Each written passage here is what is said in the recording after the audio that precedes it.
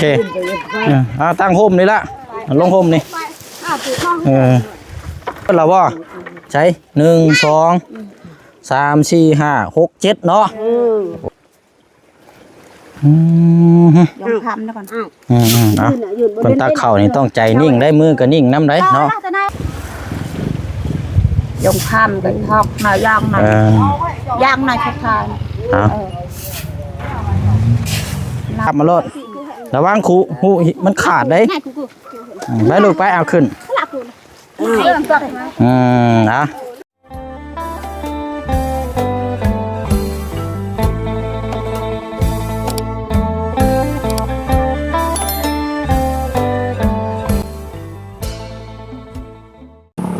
บายดีโอ้เนาะจำน้าว่าวได้บ่ฮะจำบ่ได้บ่ว่าหรอกไปห้าง2 มื้อนึงจำบ่ได้อันนี้เพิ่นได้นะคือว่าจำบ่ได้ฮะจำชื่อได้บ่ฮะจำชื่อได้บ่บ่ได้ลองคิดเบิ่งอยู่อันนี้มาสัมภาษณ์อยู่นี่จำเจ้าอยู่นี่เด้มานี่เนาะจำบ่ได้เนาะเอามาฮู้จักกันใหม่ได้ใส่เด้อเฮาเด้อ โอ้ยพี่น้อยเนาะเอาผ่านไป2 ถึง 3 มื้อเนาะมื้อนี้กลับเข้ามาอีกรอบนึงพี่น้องเนาะอยู่บ้านตานางน้อยอยู่นี่พี่น้อยมีอยู่7 หรือว่า 8 ครอบครัวยับขึ้นไปถึงพุ่นน่ะแม่นบ้านตานางใหญ่เนาะแต่ว่าเฮามาจอดอยู่นี่พี่น้อยเอามื้อนี้ก็พาพี่พาน้องมาเปลี่ยนบรรยากาศแล้วก็แบกแนวน้ำอีกเนาะให้พี่ให้น้องติดตามรับชมเบิ่งน้ำกันนะพี่น้องเนาะ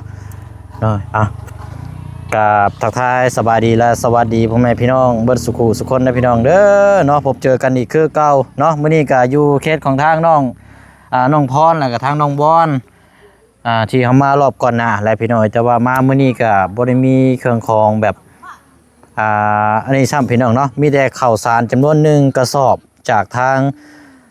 แม่ใจดีเนาะพี่น้องเนาะหรือว่าเรือสอบสุดท้ายสุดแล้วเนาะบ่เสียงบ่ได้ให้เป็นถุงยังชีพช่ำพี่น้องเอามาเป็นกระสอบแต่ว่าจะให้ทุกครอบครัวอยู่ในนี่พี่น้องเอ้ยให้เขาเจ้าเอาคุทางกระมังถือมาเลยเนาะแล้วเฮาก็สิตักให้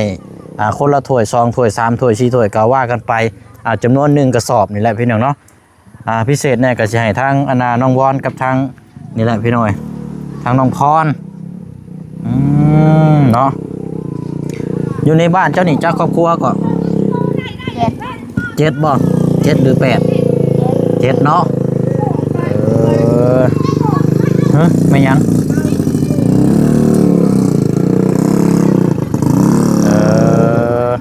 ลุงคอยไปมันดมรับเลยเนาะรถได้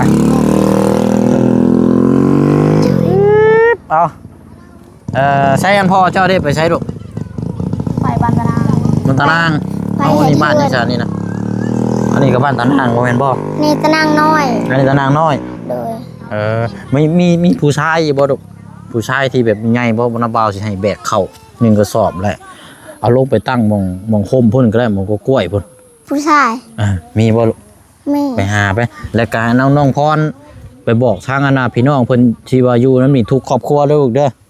แล้วมาหากันให้เพิ่นถือคุมานำเด้อกะละมังเด้อให้มาเอาเข้าเด้อโดยไปลูกไปเดี๋ยวบ่เชิงสิถ่ายอยู่นี่เดี๋ยวให้เขาเจ้ามาถ่ายอยู่หน้าเฮือนเจ้านี่ก็ได้เด้อไปลูกไปเอาอย่าลืมเด้อให้เขาเจ้ามาผู้ชายมาคนนึงเด้อมาแบกเข้าหรือว่ามาหลายคนก็ได้มาโจมช่วยกันน่าจะทำหู้อยู่หรอกเนาะพี่น้องเนาะแต่ว่าหน้าจอโทรศัพท์ทางบ่เชิงตอนนี้นี่เบิ่งนี่เริ่มพี่น้องเอ้ยต้อนรับปีใหม่เลยหน้าจอนี่เป็นเส้นได้มีอยู่2 เส้นตอนนี้นักแล้วเพราะว่าใช้งานนักเนาะพี่น้องเอ้ยมีแต่แล้วสำหรับทางน้องลูกเพิ่งก็ยังติดตามอาการอยู่เนาะพี่น้องเนาะจังได๋ก็ฝากพี่น้อง FC เฮาติดตามแล้วก็เป็นกำลังใจนะพี่น้องเด้อเนาะสำหรับทางเคสของทางน้องลูกเพิ่งเนาะพี่น้องเนาะมื้อนี้ก็มาแบ่งปันความสุขสุขกายและสบายทั้งใจที่ทางแม่ใจดีเพิ่นมอบมาให้เนาะพี่น้องเนาะเดี๋ยวไปเบิ่งก่อนพี่น้องเอ้ยจัดแจงบอกให้เป็นระเบียบเรียบร้อยก่อนเพราะว่าบาง คนบางครอบครัวนี่เด็กน้อยนี่หลักๆเลยกะส่งเสื้อบ่ใส่พี่น้องเอ้ยโอ้ยบ่ได้เลยตัวนี้พี่น้องเอ้ยลง YouTube ปานนี้แดงจึ้งครึ่งแล้วพอแห้งแล้วข่อยช่องถึกแบนเพราะฉะนั้นเดี๋ยวไปจัดแจงบอกหลังไมค์ก่อนเนาะพี่น้องเดี๋ยวมาติดตามเบิ่งนํกันไปเนาะมีอยู่7หรือ8ครอบครัวนี่แหละเนาะเอาไปเอาพอดีแล้วอันเจ้าสิแบกได้อยู่บ่อ้ายได้อยู่ดอกเนาะเดี๋ยวจะเอาไปตั้งอยู่ในห่มหิมห้วยอะไรพี่น้องมันบดแน่จังน้อยมีจักครอบครัวก่อน7เนาะเขามีอยู่เข่าอย่างเดียวเลยกันเชียวก็มีสอบหนึ่งแหละเดี๋ยวตักคนละหารกันเนาะได้เท่าไหร่กันจังว่ากันพี่น้องตามมีเนาะอันนี้แหละครอบครัวกันเพื่อนอยู่หิมห้วยใช่ไหมเนาะเพื่อนกันไปมาแบกก่อนมาหาละอยู่เทิงหมดละไปขึ้นไปรถเจ้าอันนี้ตานางน้อยอันนี้เนาะ เดี๋ยวถ้วยมันโอเคเอาส่วนลายกันแม่นเข่านี่น้อยเนาะเข่านี่แหละปัจจัยหลักๆเลยกับพี่น้องว่ากับเจ้านี่เฮ็ดให้เฮ็ดยังไม่ใช่แต่มันบ่ได้เข่าส่วนลายไปแต่ว่ารถฮึบ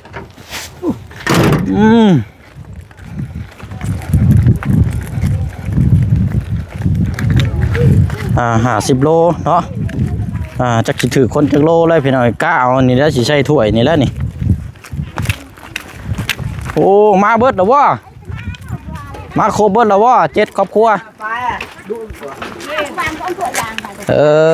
เอาโอเคตั้งห่มนี่ละลงห่มนี่มันเละเลยพี่น้องเบิ่งเลยป๊าเนาะเอาเปลี่ยนวิธีใหม่เอาอยู่ดีแม่งสบายดีเด้อเอายกมือสบายดีก่อนว่าเนาะเอาไอ้แกเลยอ่ะทับคั่ววิลไฮมันแกก่อน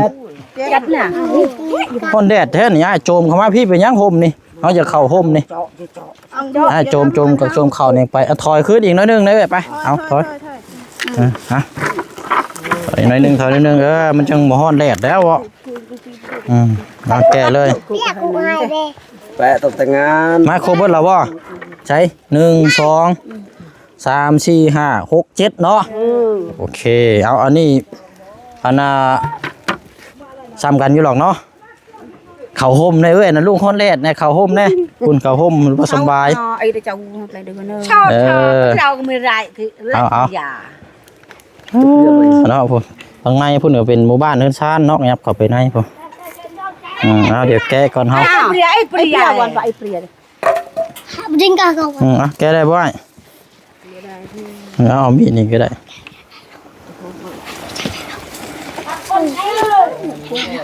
เดี๋ยวสิให้อัน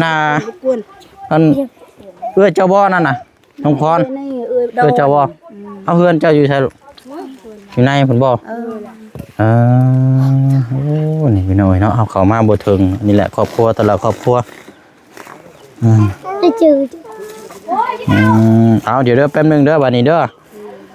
เบิ่งก่อนเข้าโอ้ยเข้าก็คือจักแมงแท้นี่พี่น้องหักไล่อีดอกเนาะอันชื่อเนี่ยส่วนลายนี่สอบเท่าไรอยู่พี่นะเข่านะแหละเด็กก็ได้6.5หนู6.5เลยโอเคเอานั่นแหละพี่น้อยบัดนี้เฮาสิให้ทางง่ายตักให้ไผตักเนาะทางน้องบอลตักได้บ่ดุน้องพรเอาบ่นางบอลมันสิเฮียช่างการเอาถ้วยใหญ่กูนี่มาให้น้าบ่าวในมีบ่นี่เฮือนเจ้าไปเอาดอกตักก็ได้หั่นตักแล้วก็ตักเรียงเด้อเอาเดี๋ยวน้าบ่าวใส่เบิ่งเอาเต็มพอดีแล้วเอาให้เด้อโอ้ยเบาๆลูกเบาๆเบาๆเด้อเอาเอาตักไปตักมาตักไปเดี๋ยวก็เบิดพอดีแล้วเนาะเอามาดูสิกูกันแค่ปเอาเลี้ยงใกล้ๆกันมันจังบ่เฮียเอาเอาโอ้ยพี่น้อยเนาะปันพูด ส่วนหลายนี่เฮามีแต่ใส่ตุนเป็นถุงยังชีพแล้วบ่เชิงบ่มีเวลาพี่น้อยก็ได้อยากเปลี่ยนเอาเป็นวิธีใหม่แน่เนาะตักให้ครบเบิดนั่นแหละมีอยู่7ครอบครัวลองทำนะก่อน เนาะเพิ่นตักข้าวนี่ต้องใจนิ่งได้มือก็นิ่งนำได้เนาะ จะได้นะกูให้ก็เก่าโอ้ยไอ้ก้อนไปไปนางนั่งลงลูกนั่งลงเด้อน างกวนมันยืนเลย นั่งลงเด้อ อ้อโจงอ่ะล่ะ โอ้ยเนาะพวกพี่น้องเอ้ย ขาเดือดเลยขาเดือด เนาะทางอันน้องได้สารเพื่อนเจ้าอยู่ใช่ลูกอยู่ในพุ่นบ่อ๋อตอนนี้ก็ยังอยู่กับครอบครัวอยู่บ่ใช่ลูกเจ้าโอ้ลูก2คนเลยเจ้าว่าแต่ก่อนนี่เจ้าปุ๊กอยู่เฮือนอยู่นี่บ่จักบ่แม่นบ่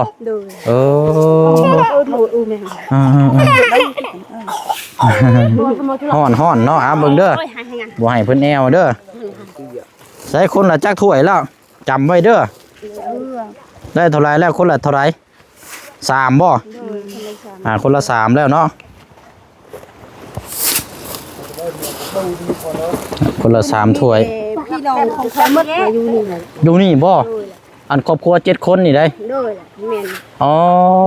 นี่มันแม่คอยหันอันนี้แม่ผู้นี้เนาะนี่มันเอื้อยกกอันนี้เอื้อยมันติดผู้นี้แหละมันเอา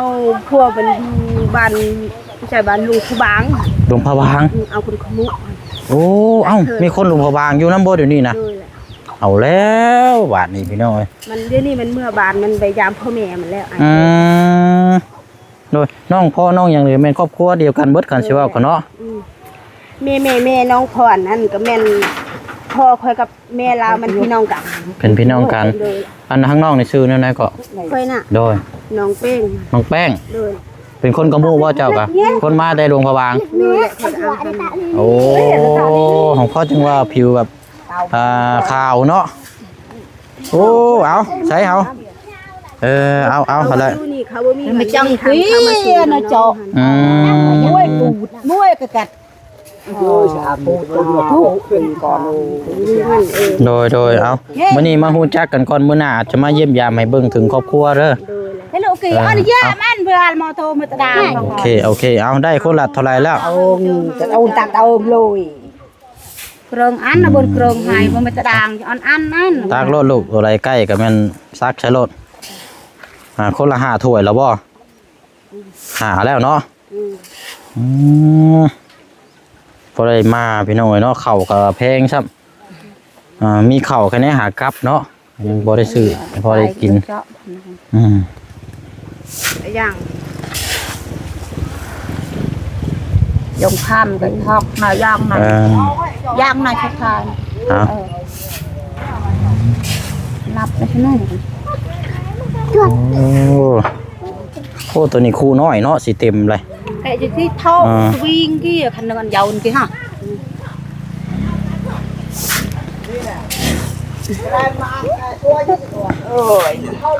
โอ้ได้คนละคู่นี่ก็ถือว่าลายได้นี่เนาะ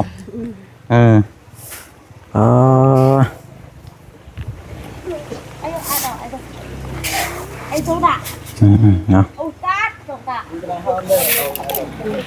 ก่อนยะเข้าห่มพุ่นยะมันฮ้อนแดดนั่งลงเข้าห่มพุ่นแต่พี่น้องมิตรว่าแบ่งซ้ำกันนั่นแหละฉลาดให้ก็บ้าเลยฉลาดจากน้ำจังกี้บ้านคนเลยเอาเจาะตับตรงไหนโอเคเอาบัดนี้เดี๋ยวขออนุญาตเลี้ยงกันได้เด้อเฮาสิขอถ่ายรูปแน่ไปลูกไปฟังนั่นไปไปน้องวอนนับเข้ามาเด้อพี่โอ้ยเอานมมือให้แน่นมมือให้เอานมมองกล้องหน่อยเด้อ1 2 3โอเคเอาโอ้ยเนาะเอาเดี๋ยวกระเป๋านี่เห็นได้นี่ลองวอนดูเอาไว้ใส่เอาเข่าถ้วยเนี่ยไว้ใส่เลยเด้อได้ซีเลยเอาใช่นางพรนางไปไปเฮาบานนี้เอาโลดอ้ายเด้อเอาเป็นของไผหิวเอาแม่เอาเลยรถเอาเลยจับมาโลดระวังหูมันขาดได้ไปลูกไปเอาขึ้น นะ ใจ โดยเอ้ยบ่เป็นหยังเจ้าโดยอันนี้เข้าวของทางผู้ใหญ่เพิ่นอยู่ต่างประเทศพุ่นล่ะเพิ่นฝากเงินมาแล้วให้เอาซื้อข้าวไว้มาแจกจ่ายเนาะ ไม่ เอาโอเคบัดนี้ย่าไวอยู่บ่ อันนี้ โอ้ใกล้ถึง โอ้แข็งแรงเนาะไปลูกไปทางน้องแป้งได้ใส่เฮ็ดนี่ได้อันเจ้าสิเอาได้อยู่บ่โดยไปเดียวอันน่ะเจ้าพาอันบ่เสียงรอเบิ่งนี่จังหน่อยนี่เด้อใช้เฮือนเจ้าไปทางใดไปนี่เนาะโอเคป้าฉันเนาะเลยเอาขอบใจหลายๆเด้อรอบหน้าเดี๋ยวถ้ามีมาเดี๋ยวสิมาหาอีกอย่างนั่งรีวิววงก่อนพี่น้องเอ้ยโอ้นี่น้ำห้วยเนาะใช้ไปได้บ่นี่โอ้เอาโจมบ่ได้อ้ายโอ้ระวังมันหูมันขาดเด้อหาเด้อลงหันพอแห้งแล้วมาอยู่ในห้วยเลยเด้อฮะ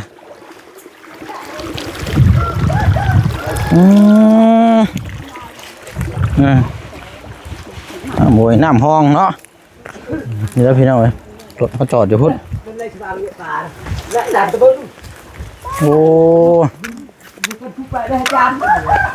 โอ้กล้วยเนาะเย็นเนาะ น้อยยิ่งหวนน่ะลูกใช้เฮือนน่ะ หวนแม่น่ะห้ามเฮ็ด เอ้าโอ้สิเฮ็ดเฮือนซำบ่ ไหนยิ่งน่ะฮัดไหนอ้อมห้ามลูก เดี๋ยวอันน่ะอันนี้เฮือนเจ้าสิมาอยู่นี่บ่ อยู่บ่มีเงินชื่อสักทีแหละ เอ้าคือมาอยู่นี่เฮือนบ่มีบ่ จะมีอยู่หั่นเพื่อนน้อยหลายคนมาอยู่เด้ อ๋อหลายคนอยู่บัดนี้เจ้าสิมาแยกนอนอยู่นี่คนเดียว ผัวให้ผัวหั่นแล้วมีลูกสาวหั่น อ๋อ พี่ชูดิ่ง อันย่างมาพี่ก่อนล่ะมาพี่ก่อนปลุกแต่เฮิงแล้วบ่นี่นะปลุกแต่เฮิงแล้วบ่ ผงแล้ว เฮ้ยปี อันนั้นบ่สิมุงหลังคาน่ะ ด้วยแหละ หญ้าคา ด้วย โอ้โหย ทุกยากหรือมียังเอง เนาะ ลูกลายหันจะมียังหันลูกจะขนเก้าขนลูกแม่เก้าคนเอาพัวชี้ย่างห้า 9 คนเอาผัว4ยัง5เนาะอันมีแต่ว่าเบิ่งกันยังขาดเบิดแล้วนี่ก็เนาะสังกะสีเนาะผ้ากระจาดอันได้ก็แม่นอยู่ได้เลยนี่เนาะสองอย่างนี่ทางน้องแป้งนี่อันเป็นคนดวงพระบางเด้อใช่บ่ล่ะพ่อกับแม่ได้ซะเป็นแม่ เขาคือนี่แหละแต่พัวค่อยมันอยู่คืนมันก็มาเอาค่อยแล้ว เอาบ่ให้ลูกบ่ให้ มีเงินมีข้าวเอาตัวนั้นมาอยู่น้ำค่อยค่ะมียังเลยนะมาอยู่ละลามียังแต่ยังเลยแต่น้องบ่มีเงินมีคำมาแต่งหั่นพัวค่อยได้ค่ะ โดย แต่ดีเรามาซื้ออยู่น้ำพ่อแม่เขานั่นน่ะ แอวเลยลูกกันเนาะ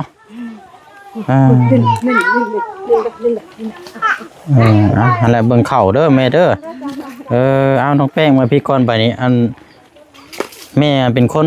ดวงพระบางบ่ บ่แม่นแม่มาอยู่นี่บ้านนี่แหละ เจ้าคือว่าเป็น พวกใครได้มาอยู่ลง ผัวเจ้าเป็นคนดวงพระบาง โดยแหละพวกใครมาคนลงพบางมาเอาค่อยแล้วมีเงินมีคำมาแต่งมาอยู่น้ำค่อยหัน ตอนนี้บ่ โดยแหละ เห็นบ่มียังนะเฮือนอยู่ก็ยังบ่มีแต่เราพวกใครนำพ่อแม่ก็ตายหมดหันยังเต็บพ่อหันแม่ก็ตายหัน โดย แต่มันบ่มีเงินมาแต่งดีมาอยู่นี่พ่อแม่ของค่อยก็บ่มีหยังหั่นเด้คันมีแล้วก็มาแต่งช่วยลูกเคยแล้วว่าในนั้นแล้วบ่มีหั่นเด้ไปที่ไหนล่ะไปที่ไหนล่ะขึ้นเฮือนพ่อแม่บ่ได้น้องพี่ของน้อง มันต้องฮีดแต่งก็เนาะแม่เข้าใจอยู่ตัวนี้นี่โดยบัดนี้เจ้ายังอยู่เฮือนอันกับพ่อและแม่บ่ บ่และมาอยู่เฮือนเขาเองหั่น โอเคเดี๋ยวย่างเบิ่งทางนั้นก่อนใช่ปะเนาะเอาอันนี้อยู่นำกันจักคนชาหลังนี่7 คนเนาะโอ้อยู่นอกพุ่นนี่1 2 3 4 5 6 7หลังคาเฮือนเป็นพี่น้องกันเลย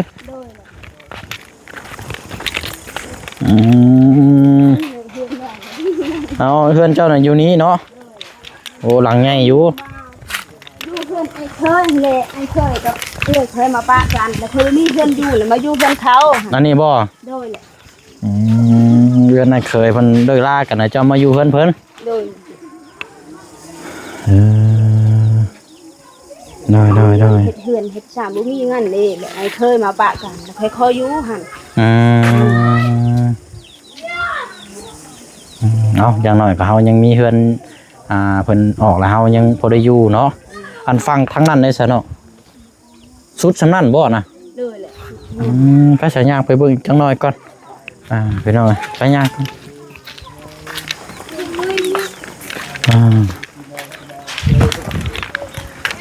โอ้เนาะก็หมกต้องได้เนาะชุดแล้วเนาะ เลยแหละ แล้ววันนี้เข้าไปในพุ่นมีหมู่บ้านอีกอยู่บ่ นี่เอา บ้านยังกันนะ บ้านนะจ๊ะเนี่ย ไกลบ่ล่ะ ไก่โอ รถใหญ่คือรถหน้านี่เข้าไปได้อยู่บ่ ได้โอรถใหญ่ไปตลอดหั่นคนจีนมาเฮ็ดชวนวิกหั่นเด้เขามาเข้าตลอด แต่ว่าเข้าไปได้อยู่เนาะ เด้อไป มีหมู่บ้านเนาะอยู่พุ่นก็เนาะ หลายหมู่บ้านหลาย หลายหมู่บ้าน ไปถึงนี่ออกทางสิโปนก็ได้หั่น โค้งไปพุ่นเลย เด้อแหละเขามาออกอยากไปบ่ถ้าไปทางนี้มาออกบ้านละเตืองหั่นก็ได้ค อ๋ น อ เลยว่า คันเชื่อว่ากับออกไปทางใดก็ได้เนาะ เด้อแหละ โอเค ไปก็ไปตลอด เอาเรือหน้าอยู่นี่เจ้าเนาะเอาสตามนั่นแล้วใส่พี่น้อยมีโอกาสรอบหน้ารอบในเนาะว่ามีเครื่องคองเดี๋ยวสิมาเยี่ยมมายามไม่เด้อน้องเด้อไม่ง่ายก็มีแต่เข้าแล้วมาแจกจ่ายก็ได้น้ำกันเท่าที่เห็นนั่นแหละเนาะเสื้อผ้ากากไอ้มามีพี่น้อยแต่ว่ามีแต่เนื้ออยู่ในกินข้าวนี่แหละ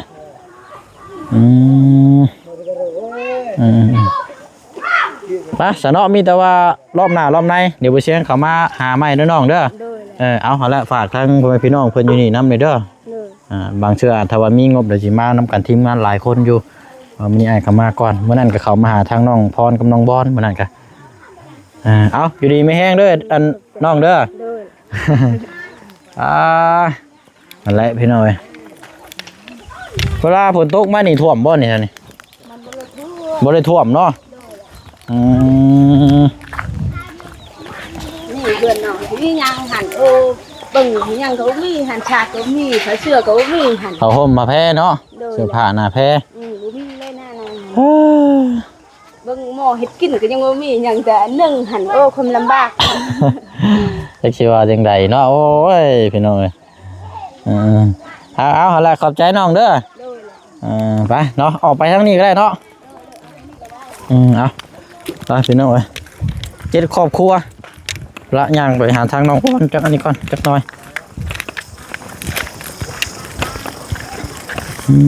โอ้เย็นได้นี่น้ำนี่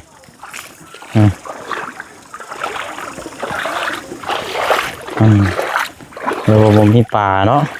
น้ำใสแห้งไปน้ำพระเจ้าอาบด้วยนี่แหละเบิ้ง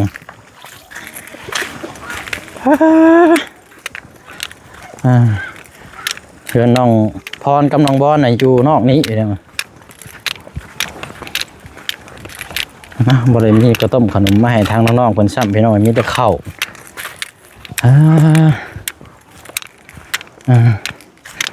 ไปบ้านนี้เนาะอันนั้นห่อนแห้งคุณพักก็ไปนั่งอยู่ห่มพูห่อนสิพากันไปใช้บ้านนี้เอ้ยมานั่งห่มบ่อันนี้ลูกจะบ่เลยบ่นี่นะล้าน ลูกลูก4 คนเนาะชายช่องหญิงช่อง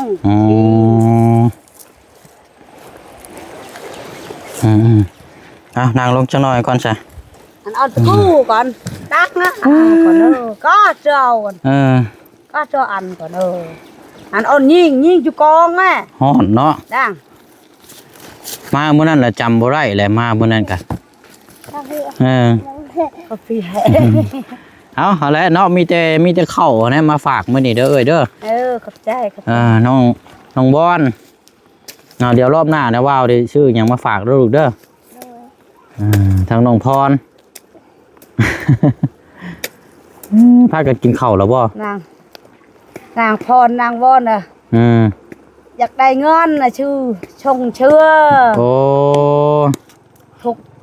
พอเสื้อผ้ามาเมื่อนั้นก็ยังใช้ตัวนี้คือเก่าอยู่เนาะสองคนนี่กะ นายครับบักจ้อยชะเลืออันนะ อืมบ่จ้อยบ่ บาจ้อย อืม ชงเชื่อเงิน อืม บาจ้อยชะเลือ เนาะเอาหั่นแหละมีแต่ว่าแล้วว่าเดินทางกลับก่อนมานี่เด้อแล้วเดี๋ยวสิมาเยี่ยมยามใหม่บ่มีข้าวต้มขนมซับมีแต่ข้าวหั่นแหละพี่น้องเอาไว้หนึ่งเนาะ จ้ามไปมา อืม เอาสบายดีก่อนลูกสบายดีก่อน สบายดี อันนี้เว่าลาวบ่ค่อยเป็นเด้นี่เอาสบายดีก่อน สบายดี ย่าน ย่านหยังบ่ได้เฮ็ดหยัง เนาะไปซะเนาะพี่น้องมีแต่ว่าสิได้ขอตัวเดินทางก่อนเนาะมื้อนี้เฮามีเครื่องของสำนี้พี่น้องเนาะของฝากของต้อนกะถ้าว่ามีรอบหน้ารอบหน้าจังสิเข้ามาเยี่ยมมายามเบิ่งนํกันอีกเนาะแต่ละครอบครัวพี่น้องก็มีอยู่7ครอบครัวลงไปแล้วพี่น้องเนาะไปเนาะข่าวสารสอบสุดท้ายสุดมอบความสุขให้ทางหมู่บ้านตะนางน้อยเนาะแบ่งก็ได้สำคัญเบิดสุขุสุคนนั่นแหละพี่น้องเนาะไว้หนึ่งไว้กินในครอบในครัวเนาะแต่ละกูแต่ละคนก็ดีใจพี่น้อยเนาะโอ้ยเอามีแต่ว่าก็ขอบมกขอบใจขอบบุญขอบคุณเนาะทางแม่ใจดีจากประเทศต่างประเทศเนาะพี่น้องเนาะขอให้มีแต่สุขภาพร่างกายแข็งแรงปรมัยโรคภัยไข้เจ็บเด้อเนาะความเจ็บอย่าได้ความไข้อย่าสุมีบ่ว่าสิเฮ็ดธุรกิจการงานหรือว่าการค้าการขายในตอนนี้และเวลานี้ก็ขอให้ร่ำรวยๆเฮงๆปังๆตลอดปีและตลอดไปพร้อมทั้งพ่อแม่พี่น้องแล้วก็ FC ที่ติดตามแล้วก็เป็นกำลังใจให้เพิ่นสุขคนเด้อพี่น้องเด้อเนาะขอตัวเดินทางกลับก่อนบัดนี้พี่น้องเนาะจากทางยางมอพี่กับประมาณเกือบ10กิโลเนาะถือว่าไปกลับก็ประมาณ20นั่นแหละพี่น้องทางมันก็จะเป็นลูกรังแน่เข้ามาในพี่น้องเนาะเอาแล้วเนาะบ๊ายบายเด้อพี่น้องเด้อเนาะสบายดี